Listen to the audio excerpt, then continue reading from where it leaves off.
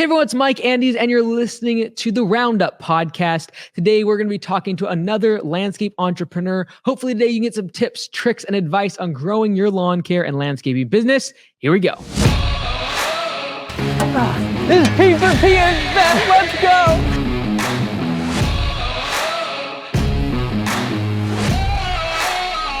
Let's go! Woo! Hey everyone, it's Mike Andes. Welcome to another episode of RoundUP. Today is my pleasure to introduce Daniel to the show. He comes from Arkansas and cutting edge lawn care. Really looking forward to the show today. It's our first kind of visit back to RoundUP after a little bit of a hiatus. Been pretty busy, but really looking forward to bringing other landscapers on the show from a variety of different sizes of businesses, different stages, what their focus is in the industry in terms of services, getting their story of how they started, as well as some of the tips and tricks that they have for their business. So without any further delay, let's go ahead and bring in Daniel. Thanks for coming on the show. I really appreciate it. It looks like you're out actually working today. You out mowing? No, we're doing some landscaping, tree trimming. Mowing season's pretty much over here in Arkansas. So, but yeah, I just kind of skipped away to a quiet place and pulled over. So very cool. So I know as a teenager, you kind of mowed lawns for about 8 years. And then in 2018, you got married and decided, hey, we're going to do this full time.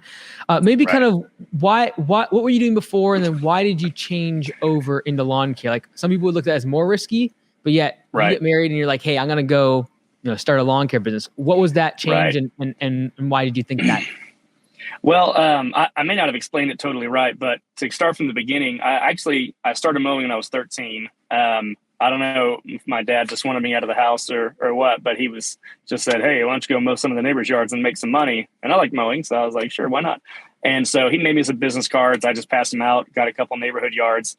And then when I was, I made the decision to mow yards as my job when I was 16. I got a part-time job at a diner that was really close to my house, and they closed down 6 weeks after I started. And, but I worked there long enough to realize that I made more money mowing the 5 yards that I had than I did 2 weeks of working there. So that's when I thought, well, maybe I should just stick with this and make something out of it. And so I kind of just treated it as not like a career, just as a way to make money as a teenager, but I never really got another job. I had just some part-time stuff I would do here and there, but it was always my main focus. And then graduating high school, considered going to college, but there was nothing else I really wanted to do. So I decided just to stick with mowing.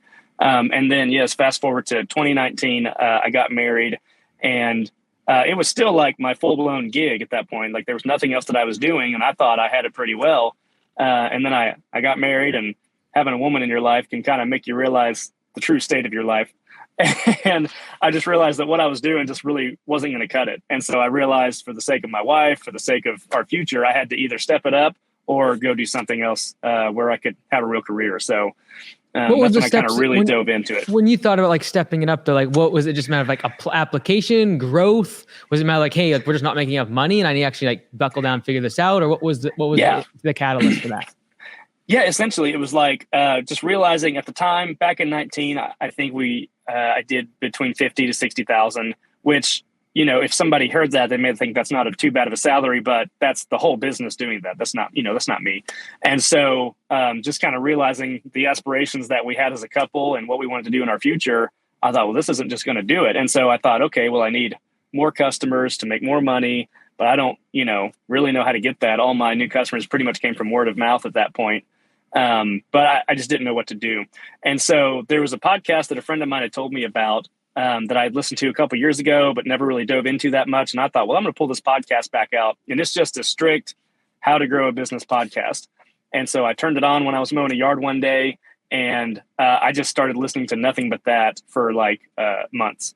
And just because it just sucked me in at that point. And so they just taught you stuff about SEO, about creating a no-brainer for your business that just somebody sees that and they think, how can I say no to this offer? We offer a $1 cut. So anybody who calls us, if they're brand new to the company, they get their first lawn mowing for $1, just no strings attached. So stuff like that.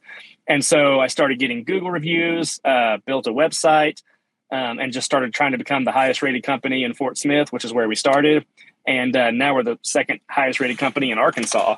But because of that, all that work I put in, we're now, if you search lawn care, anything, landscaping, lawn care, leaf cleanup, French drains, we're the number one search result on Google. And so I had to it gave me the freedom to get off Home Advisor, because I hate Home Advisor. And I got to stop paying for my leads at that point, because people would just find us online and call us. And so at that point, it just became explosive, and I couldn't even keep up with it at that point. And so that's when, back in 2020, I actually hired my first full-time employee, because it kind of went from, do I want to take money out of my pocket to get done sooner? And it went to, oh, I can't even get all of my work done anymore and still have time to go meet customers. So hiring this guy actually makes me more money. And so it was a really neat transition. And it honestly happened so fast. And it was just because of applying simple principles that I heard in this podcast, like setting goals, get up early, stuff like that, get reviews from your customers and all that kind of stuff. So many people are going to probably wonder, what's the name of the podcast so they can go listen to it? Oh, sure. The podcast is the Thrive Time Show. It's based out of Tulsa, Oklahoma. And I started listening back in, like I said, 2019, 2018. The content, it's still a good podcast, but I would say the 2018, 2019 content is just, it's incredible. And they have an in-person workshop that I've been to a couple times as well. And that also is a life-changing experience, just to go get 2 days of just a fire hydrant of business. Simple, nothing complicated. It's just down to earth. Here's the simple steps to run a business and grow it. And then you're surrounded by other entrepreneurs and like-minded people, who are there with you, people who are way ahead of you. It's just an awesome place to be. So I recommend it to anybody who's looking for a good content. Let me kind of step back a little bit in the story. And before we talk about, 2020, 2021, the growth you've had, the story of were you married already, or were you, your fiance, when you decide, hey, we're going to take this full time? I was, I would say before I even had a girlfriend. It was, okay. I graduated high school, and my mom was really pushing me to go to college, and I didn't want to go to college. And it was just kind of that spiteful, I'm just going to do this full time. And you could say it was full time, but then as I started to date my wife and we got engaged, then it really was a decision of, okay, am I telling her parents that I'm mowing lawns full time, or am I going to get another job? So I would say at that point, it definitely was kind of a secondary decision of, this is my full-time gig. And then being about 6 to 8 months into marriage, late 2019, kind of realizing that it just wasn't going to cut it long term, as I was right now, was then I made that decision to just go all in, nothing held back. This is all I'm going to do, burn the ships, essentially. What has it kind of been like, though, in terms of the transition from, being single and really just fending for yourself versus having the accountability of a wife, yes. Potentially a family, was it something inside you, like you kind of needed that to push you, like, and have that kind of that external pressure, or was it really validation from her parents? Like, what was that kind of intrinsic kind of motivation? I definitely needed the accountability from my wife. She's a great, obviously she's great. I married her, but I told her I'd give her a shout. I told her I'd give her a shout out, because it really was her that pushed me. It was kind of her not being rude, but just kind of being honest and saying, I'm not cool with the way things are right now, because as a single man, I just had to do enough work to pay for my bills, which weren't very much. And I always knew in my head, I've got these yards to go do. I can make this much money to pay my bills. But then getting married, I had somebody else that I had to prove to, hey, we're totally fine. We can pay for our food and all that kind of stuff. And her, just not always being able to see that we've got all this money in the bank. We're good to pay our rent and everything. Because I was just living day by day. I was very carefree. It was very much having that accountability, having somebody depend on me. Just when you're fending for yourself, it's one thing, but when you got somebody that depends on you to put food on their table and everything, it just changes the game. And now we have a baby, and now it's, all the more intense, but we've come a long way, and, I'm very happy with the growth we've had, and my wife is much happier about it. But yeah, she definitely pushed me a lot. Was it sort of the same way when you even had the employee in 2020? Was it a matter of like, okay, now it's beyond even my family. I actually have to make sure that I'm providing enough for other people. What was that like, even that transition there as well? Oh man, yeah, for sure. Like, I was very hesitant to hire employees. I would hire a friend here and there to help me out if I was really swamped, got rained out a bunch of days. And I had some friends who would say, hey, do you need full-time help? And I was just always terrified to hire anybody, because I thought that's, somebody else. And if they have a family, their family, that I have to provide enough work for to pay them, for them to feed their families. And hiring, it was this guy named John, and he just found me on Facebook and said, hey, are you hiring anybody? I've been working in lawn care for 4 to 5 years. And it was at the point where I had no choice. It's like I have to hire somebody, or I just have to cut a bunch of people loose and just be happy with where I am, and do it all myself until I'm, 60 or whatever. And so, yeah, it was intense and it was definitely nerve wracking. But when I saw how much more we could get done when John came on board, it was incredible, because now I thought, wow, I have somebody that I can leave here to mow yards while I go talk to the person down the street. If I'm not here, the work keeps on going. And so just seeing, it was very nerve wracking at first, but just seeing how much more money we were able to make by bringing somebody on board, it put my mind at ease very, very quickly. But then the off season comes around, and that's what always made me really nervous. Am I going to have to let them go?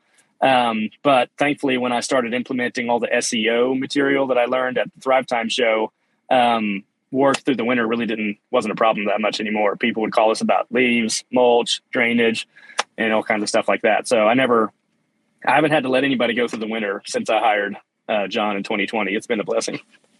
I kind of, I've talked about, catalyst to growth, right? Like going from part-time, then you went full-time, kind of kick things in high gear. And then you had employees, and another even further catalyst to growth. At each of those three stages, how did your pricing, how was that affected? Like when you were by yourself, solo, kind of like part-time, single, to where, hey, we're going to buckle down and make this thing happen, to now I have employees and my overhead's more. Did your pricing change? And not just your pricing, like dollars per hour, but also how you did your estimates? Yeah. No, for sure. And honestly, it's still something I still don't charge enough sometimes. I need to raise prices on some people. There's yards I've had for, 8 years that I've only raised the price $5 or something like that. But yes, definitely when John came on, or especially when I had another crew, that was the big point, when I had another truck and crew that was working totally without me. And I wasn't there, especially on the days where I wasn't even producing revenue. I was just out doing estimates and stuff. That's when I started to see the numbers of, okay, I have to pay these guys this much and they're only producing this much. And so that's when it started to really get into my head of running the numbers and realizing, okay, to pay these guys this much per hour, they have to be producing this much per hour or this much per day, and that sort of thing. So that's when I did start to raise my prices. Of course, and then this year with gas prices have gone just through the roof. And then all the trouble it was to find employees this year, we raised our base pay and all that kind of stuff. So that caused us to raise prices even more. But it was necessary, and listening to your show a lot, I've realized the necessity of making sure that you're charging a fair price that allows you to give that quality premium service, and just kind of making that clear. If a customer says something about the price, I just say, look, I understand, but gas prices are up and good help is hard to find. And I'm charging a price that makes me know I can pay for good help to give you the best work we can possibly give you. And most people don't really have a problem with it. So it hasn't been too bad. Hey everyone, it's Mike here. Just wanted to say a big thank you for listening to the podcast this far. I also wanted to make sure you are aware that on lawncaremedia.com, we've made available templates for you to use to grow your lawn care and landscaping business. Whether it be door hangers, postcards, flyers, or yard signs, you can actually use these templates, get more customers today. Check out lawncaremedia.com, and we'll see you there. Just so everyone kind of knows those through the past 3 years, 2019, 2020, 2020, 21 expected revenues. I know this year you said probably around 300,000, but take me through 2019 was a little bit more part-time, because I kind of look at like the last 3 years of you've gone through stages of growth, right? First one was part-time, second full-time, now you have employees. What were the stages of revenue and before we talk about even next year and your goals? Yeah, no, for sure. And that's a good way to look at it too. Even though I didn't really have another job, I still treated it more as a part-time thing. But 2019, we were doing, honestly, we probably would have done about $30,000 to $40,000 in 19, but I got a hold of the Thrive Time show in October. And October, I did triple the amount of revenue I did any previous month in that year. And so getting that, I kind of kicked myself for not starting it sooner in the year, because we could have had a much better year in 19. But we finished out 19 between $50,000 and $60,000 of revenue. And then I just took these principles and went to the conference, the workshop in February, and just took this with me into 2020. And then in 2020, we did a little over 120,000 of revenue. And this was with one full-time employee and a part-time employee. And, like I said, occasionally maybe I hire another friend on a Friday or something if we got rained out. But for the most part, I had one guy 3 days a week, another guy every day of the week with me. And then this year, now we have 3 trucks that go around. There's a full-time mowing, leaf cleanup crew. We've got a dump truck that does a lot of landscaping and stuff like that. And then there's a truck that I drive around. But yeah, it's grown so much, and now we've got 3 full-time guys. Back in the spring, we had a few more, and then it just got so hard to find anybody in the summer. But yeah, this year we're expected to hit right at 300,000. We are set up to hit maybe over 300,000, but with the holidays coming up, I don't know, trying to give the guys a little time off for holidays, that might affect it, but I'm very confident we'll hit 300,000. You mentioned one thing I want to kind of dig a little bit into, because it's probably going to go contrary to what I've talked or thought about in the past. So I want to kind of learn even for myself. And that is the $1 mow. How has that been? Because I obviously went to your website. It's like, hey, your first mow is $1. And, we've tested it before. And our conclusion typically has been that it attracts a lower quality client. What have you done to prevent that from happening and making sure that you do have a higher attention from that customer going forward? Yeah, that's a good question. And I was terrified of that happening, honestly. And because I thought people were going to be calling me with, 10-acre yards saying, I want my $1 cut. And so I put a limit on it that it has to be under an acre. It's not on the website, but when they call asking about it, I let them know if your yard is less than an acre. And we just brush. We want our whole lot leveled. It's like 5 feet tall. Exactly. Yeah, that honestly has happened. Oh man! But I honestly, it's kind of a trust game, and I do try to field them out like by the phone calls. And there's, sometimes I'll go to the yard and look at it, and I'll kind of just get a feeling like we don't need to mess with this one. And I'll just tell them, I'll just say, hey, look, we are 3 weeks out. So here's a number of a friend of mine. They don't do the $1 cut, but they can do a great job for you.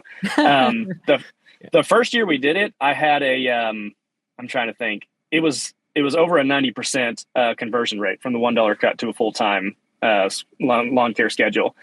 Since I've hired, there's other crews going out without me, and my crews are great. I don't really have any complaints with those guys, but it is just harder to be there and ensure the quality control.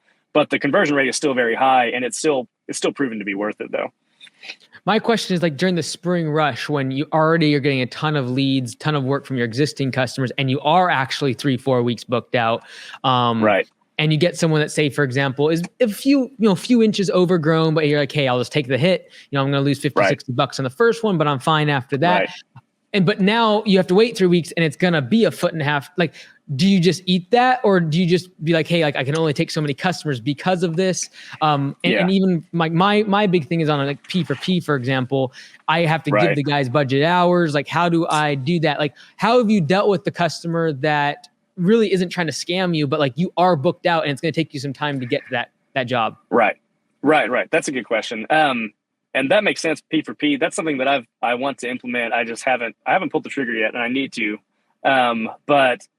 So I haven't really messed with how that works with P for P. But in that case, if I am that booked out, then I won't even do the first cut.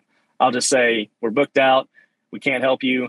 Here's a number. I always will refer somebody else to them, because I also tell them, like, we will not, usually I'm like, I'm not going to mow your yard less often than every 2 weeks.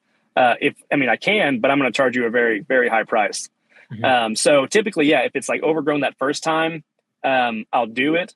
And then I'll just kind of eat it on the second time, like not like gouge them on the second price. Although some people are hilarious. Some people will call me and I'm like, it's $1 cut. And they say, I can't pay you $1. And I say, well, that's what I'm charging you. And they go, no, I can't do that. And I'm saying, well, if you want to give us a tip, that's on you, but I'm not requiring anything more than $1. And so some people will pay us a full price anyway.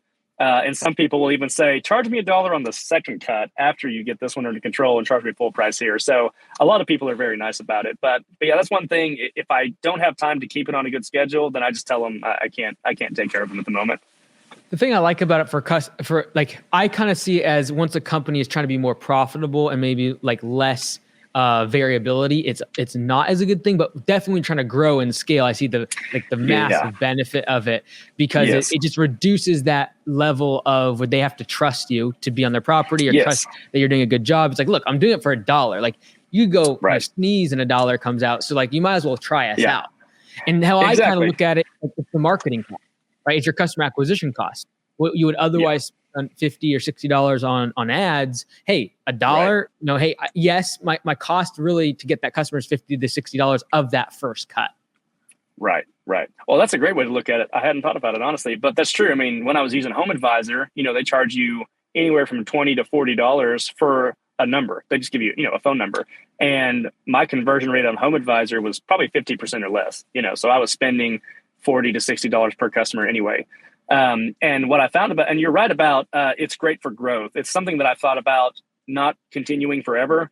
And even this year, when we've gotten super busy, it's something that, especially towards the end of the season, when maybe there's only 1 or 2 cuts left, unless somebody asks me about it, I don't even mention it, because on our truck, it says, ask about our $1 cut. So I treat it as as a coupon almost. If they say, I saw your $1 cut, I'm more than happy to give that to them. But if they just call and say, hey, I want an estimate, I'll give them an estimate.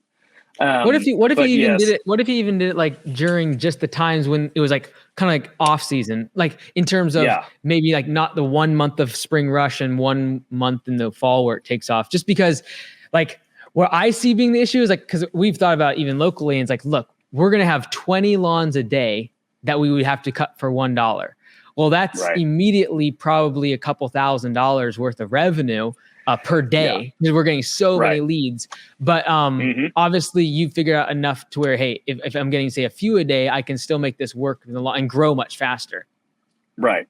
Exactly. That's another reason I've thought about cutting it off at some point. Because when I first started doing that, I didn't have SEO. I really wasn't getting a ton of calls a day, but the few calls I did get, it just stopped them in their tracks. They're calling around saying, hey, I'm getting prices. And so when I tell them this is a $1, they just stop calling anybody else. And they say, and it also allowed me because it was hard. Sometimes in the summer rush and spring rush, it's hard to get around to go look at people's yards. They want a price. And I say, well, I have to come by and look at it.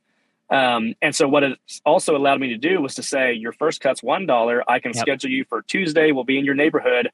And then when Jason, my foreman, goes to mow it, I call Jason and say, how much does that yard cost? He tells me, and then I go back to them with the price. So it helps save some time there as well. But you're definitely right. The more we grow, and this summer, we were getting so many phone calls a day. And if it gets to that point where, we got $21 cuts and then we're losing $2,000 a day, well, that's not ideal, obviously. But the retention was what was important. And so as we get to that point where my growth, I'm trying maybe slow down the growth of the mowing anyway. Like I always like to get landscaping and drainage and stuff like that.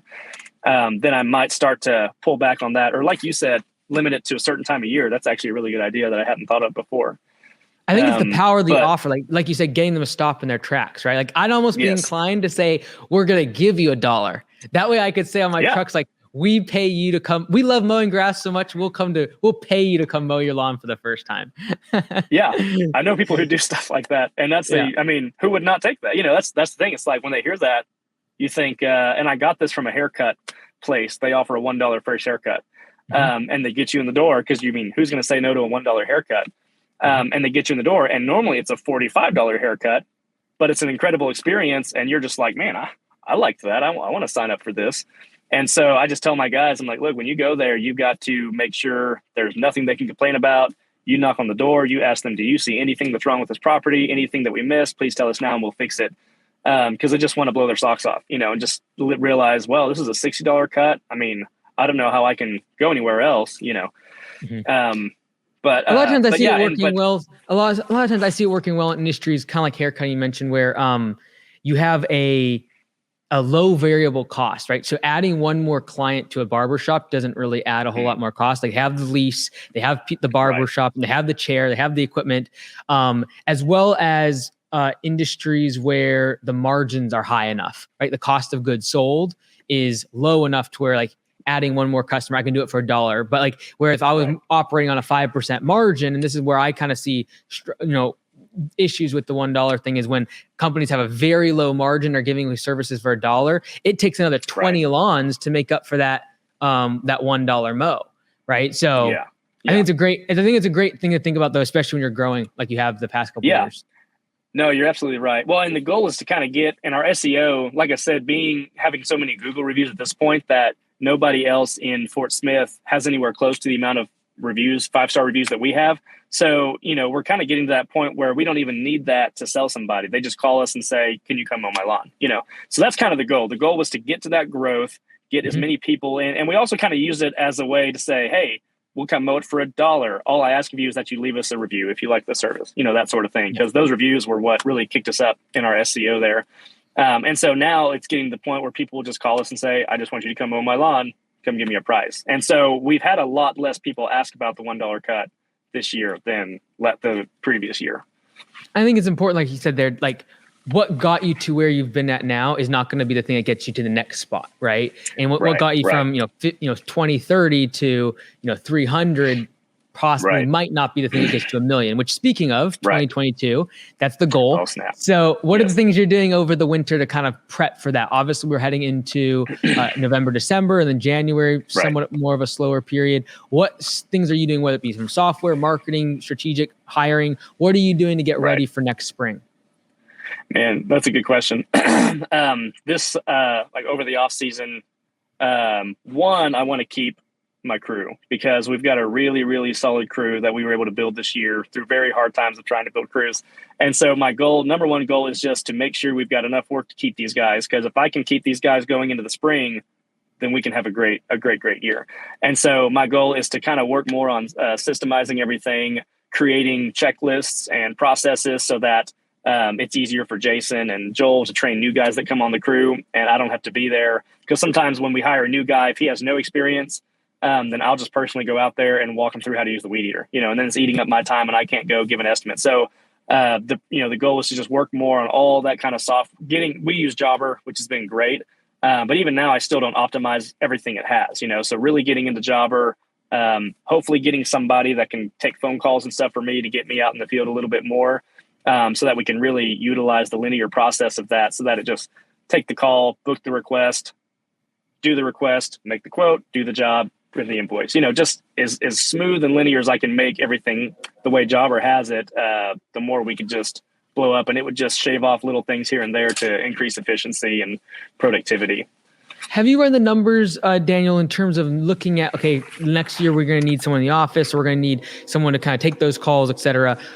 That is obviously going to boost the overhead cost significantly. Have you kind of run the numbers in your mind, what you need to do in terms of revenue just to make up for that person? And then say, like, look, if I don't, let's say just say 500. If I don't get 500, like I'm literally getting the same amount as I did this year. Like, because obviously you're trying to go from 300 this year, $1 million. Like it's a massive step. What were kind of the numbers that, obviously that's a lofty goal, but like, even if you came at 800, that'd be a great year. So like, what were those numbers? Like, why are you taking that big step, and have you run the numbers on that overhead? Yeah, no, that's a good question. And I'll be honest, I haven't run like hardcore numbers. I have in my, just kind of in my head, I know if I pay them this much a week, then they've got to produce this much. But I know that usually the biggest waste, not the biggest waste, but one of the biggest killers of my time is just having to sit at a computer, because the guys are great about getting out there and doing the work. And I like to go out there and give the estimates and kind of be the face that people see and make all that stuff. But it constantly just stops me to have to take phone calls all day long. It just kills everything. And that was one thing, kind of rewinding to that first year when I hired John. That was one of the biggest things I realized, is having somebody that never stops when the phone rings was incredible. Having that progress that's always happening, no matter when I have to stop, take a phone call, answer a text message. And so when I look at it, and honestly, because when I'm out in the field, I'm the highest producing employee, nobody is more efficient than I am in the business. And so to me, when I'm able to hire that person, and I have to do it when I know we can afford it, but when I hire that person to just be there to take phone calls, put them in the Jobber, it allows me to get back out in the field and, just make that much more money. And I've said to some people too, like you can't afford not to do it, because if they can take a minute off of your plate, that is a minute of your time, which is like worth $60, $80, $100 plus an hour.